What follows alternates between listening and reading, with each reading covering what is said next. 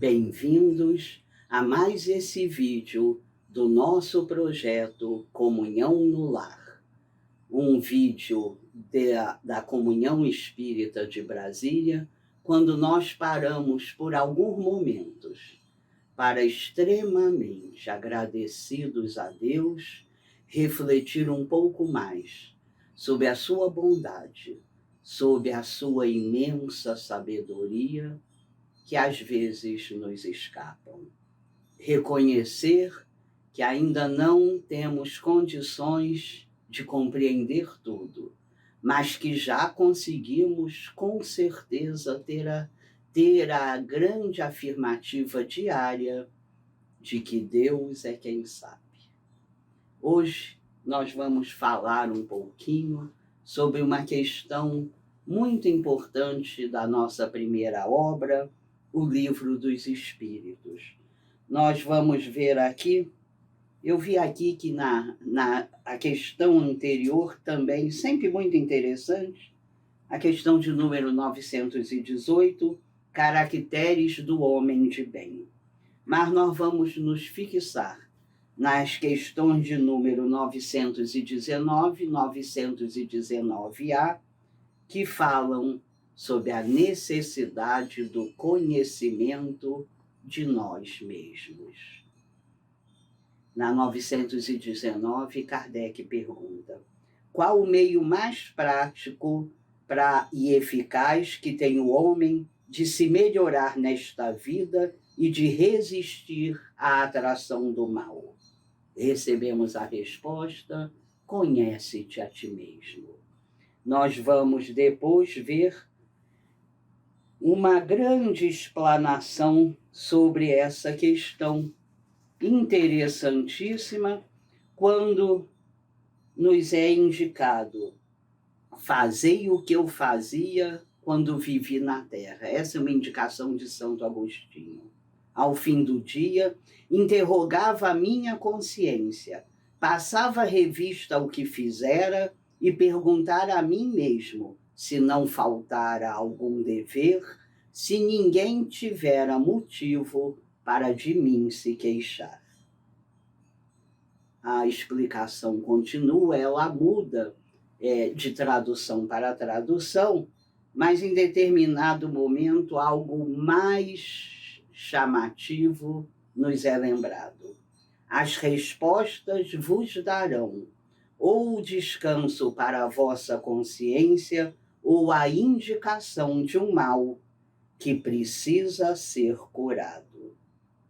Quando estiverdes indecisos sobre o valor de uma de vossas ações, inquiri como a qualificaríeis se praticada por outra pessoa.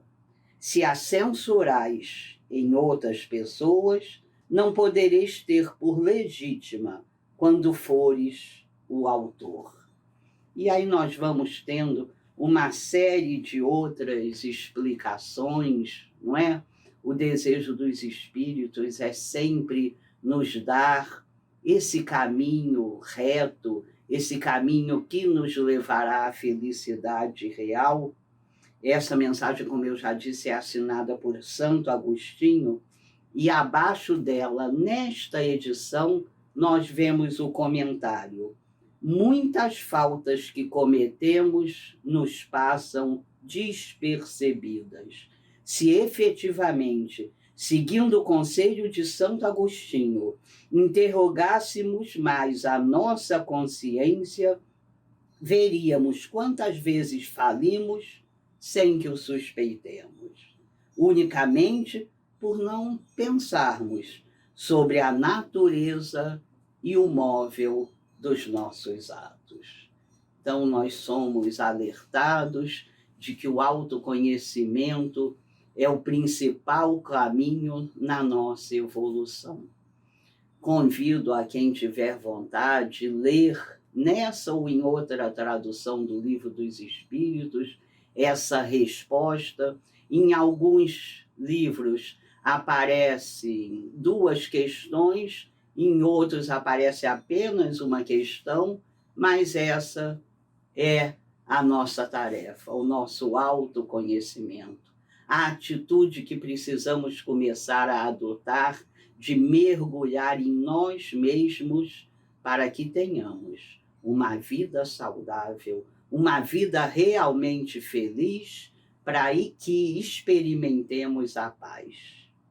Quem se conhece pode se respeitar, quem se conhece pode se trabalhar e começa a entender que a harmonia, que a paz, que tantas vezes buscamos externamente, ela está dentro de nós.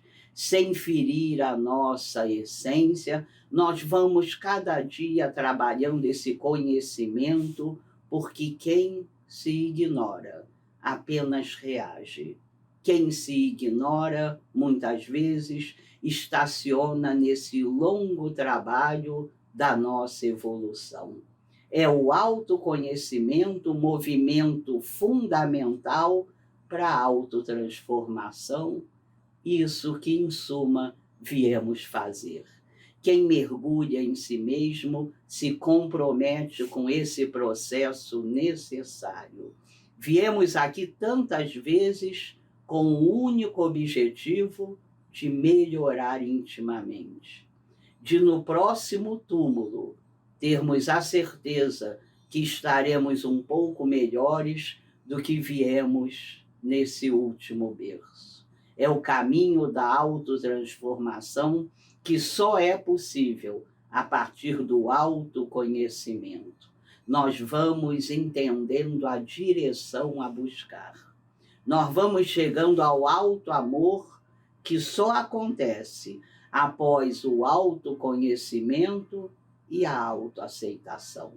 O auto-amor jamais virá de fora. Ele é uma decisão interior, um compromisso de paz e de trabalho em prol de nós mesmos, quando temos um outro entendimento, pontos de vista mais elevados, para que façamos o trabalho necessário para que o melhor em nós comece a vir à tona. Aceitar, então, o preço das desilusões que virão. Aqueles seres orgulhosos que se achavam perfeitos, que achavam que toda a imperfeição residia nos outros, começam a ter essa desilusão, que é uma desilusão imensamente positiva, que nos arranca do lugar comum, do senso comum, e que nos dá todas as ferramentas para que comecemos a trabalhar. Nós começamos a ver as nossas incoerências, começamos a ver as nossas contradições e os conflitos interiores que residem em nós. Não, jamais para nos culpar, jamais para nos deprimir, mas para que possamos ser capazes do trabalho íntimo. A reforma íntima, tão falada e tão pouco experimentada, começa a ser trabalhada agora sim de forma concreta a partir do autoconhecimento. E há uma atitude de imenso valor que precisa ser focalizada nesse processo. A mais preciosa das atitudes é começar, todos nós, a amar as indagações, amar as perguntas, deixar aquele lugar daqueles seres duros e presunçosos que se achavam perfeitos, que achavam que as suas opiniões são sempre as únicas certas, e começar a fazer indagações.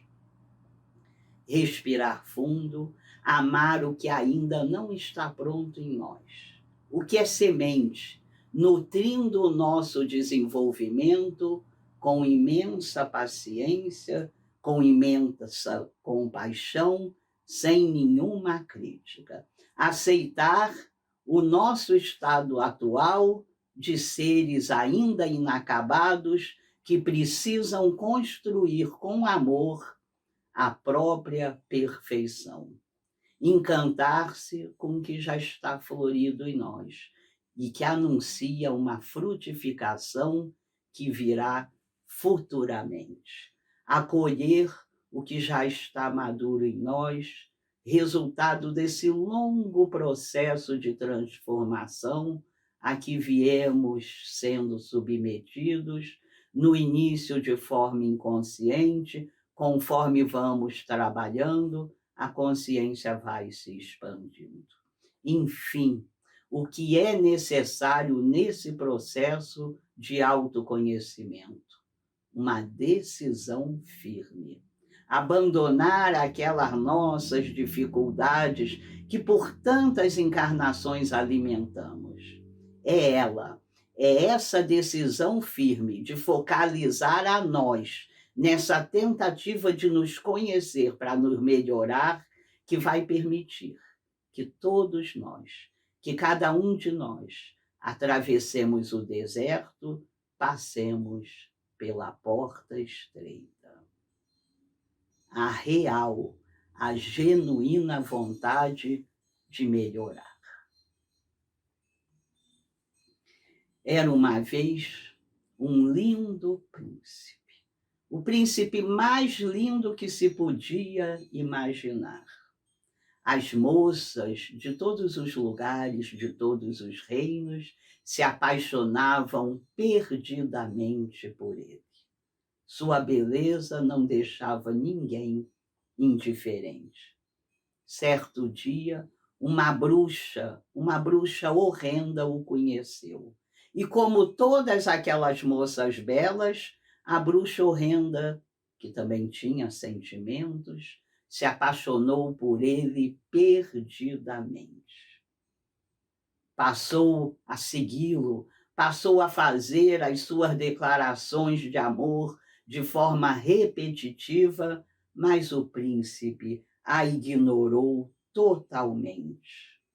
Ela, cheia de despeito, de raiva, de ciúme, disse então: se não vai casar comigo, não casará com mais ninguém. Olhou fundo nos olhos do príncipe e lhe disse: você vai virar um sapo. Este é o meu feitiço, você vai virar um sapo. Ao ouvir esta palavra, o príncipe estremeceu. O príncipe teve um arrepio enorme e, por acreditar naquele feitiço, realmente virou um sapo. Foi isso que ele virou, por se abrir ao feitiço que lhe era jogado. Bastou que virasse sapo para esquecer que, na verdade, era um príncipe. Olhou no espelho real e levou um susto. O que é que estou fazendo aqui, no palácio real, se sou um sapo? O feitiço pegara imediatamente. O que um sapo está fazendo aqui nesse palácio? Disse ele, já temeroso. Imediatamente começou a pular e foi até o charco. Lá no charco, ele mergulhou, ele se encheu de lama e começou a se sentir em casa, no meio de toda aquela sujeira, aquela podridão. Como era sapo, entrou na escola de sapos para aprender tudo o que a saparia deveria saber. Aprendeu a coachar com a voz grossa, aprendeu a jogar sua língua para a frente e capturar moscas distraídas. Aprendeu a gostar da lama. Passou a ter um prazer imenso a viver no lodo. Quanto mais aprendia as coisas de sapo, mais esquecia que tinha sido um príncipe. A aprendizagem é assim. Normalmente, quando aprendemos algo, esquecemos outras coisas. E assim aconteceu com o príncipe, que cada dia, mergulhado no charco, tendo prazer enorme na lama, ia esquecendo que um dia havia sido um príncipe. A história do príncipe que virou sapo é a nossa história. Desde que nascemos, continuamente, mensagens vão nos sendo dadas. Elas entram em nós e vão nos transformando em pessoas diferentes, vão nos transformando também em sapos. Viramos uma coisa bem diferente do que éramos, viramos algo que não havia sido planejado. Mas o sapo, vez por outra, esquecia de como coachar. Nesse espaço que o esquecimento abria, ele começava a cantar lindas canções. Os mestres gritavam: "Tá errado, é preciso coachar." Os professores repreendiam: "Esqueceu a lição." Mas uma certa moça, nesse momento, se aproximava do charco, sentava numa pedra e os dois juntos cantavam belos duetos. O sapo sentado na lama, entoando aquelas canções lindíssimas, começava a desconfiar de algo. Passava por períodos de imensa depressão e pensava: por que estou assim? Aprendo todas as lições, sou ótimo aluno, estou aqui convivendo com tantos sapos iguais a mim, não me faltam moscas, não me falta lama nem lodo. Por que será que fico tão triste assim? Era uma indefinível saudade da delicadeza que certa vez ele experimentara intimamente. Mas um dia o amor chegou. E como sempre, quando o amor chega, ele liberta, ele retira as escamas que escondem a realidade maior dos nossos olhos. Um dia veio o beijo de amor e ele imediatamente lembrou-se de tudo, o feitiço foi quebrado. Nós todos também somos espíritos sapos, e somos espíritos príncipes e espíritos sapos presos a um corpo que nos traz experiências necessárias para que possamos fazer essa volta à delicadeza, essa volta àquele castelo, que nada mais é do que a representação do amor divino, da sabedoria, da candura e da benevolência de Deus, que esperam sempre todos nós. Diariamente, nós somos chamados para reproduzir a realidade perceptível, a realidade material, e vamos nos afastando da outra realidade, da realidade maior, da realidade espiritual. Somos todos príncipes e, como tais, devemos pensar, sentir e decidir. Recobrar a nossa essência divina, recobrar tudo o que há de bom bem no nosso íntimo e que precisa ser acessado através do compromisso de nos autoconhecer e nos autotransformar. Movidos agora pela vontade de servir a Jesus, através das ideias maravilhosas, superiores que o Espiritismo nos traz, nós precisamos, todos nós, desaprender uma série de mensagens que nos foram ensinadas para, aos poucos, no nosso ritmo, lembrar o que esquecemos como espíritos mortais, reencarnados mais uma vez aqui na Terra. Para isso viemos tantas vezes, para isso viremos quantas vezes forem necessárias para retomar aqueles sentimentos iluminados que dormem no nosso íntimo, normalmente abafados por camadas e camadas de orgulho e de egoísmo. Sigamos firmes, cada um de nós.